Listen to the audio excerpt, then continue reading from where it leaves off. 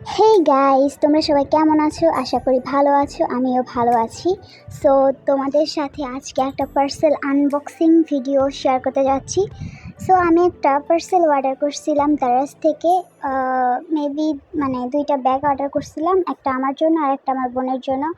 তো আজকে সকালে ফোন দিয়ে বলছে কি আজকে ওই যে পার্সেল দেবে। তো আমি তো একদম প্রস্তুত ছিলাম না, আমার কোনো কিছু রেডি ছিল না। সো তাড়াতাড়ি করে রেডি হয়ে তারপর টাকা টুকু সব কিছু নিয়ে চলে গেলাম পার্সেল রিসিভ করতে।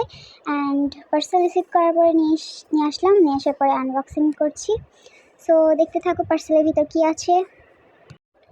আসলে আমি একটা ওয়ালেট অর্ডার করছিলাম। সো অর্ডার করার সময় প্রথমে ভাবছি যে যেমন দেখছি তেমনই আসবে কি না, বাট রিভিউ অনেক ভালো ছিল, আমি রিভিউ দেখে অর্ডার করছিলাম।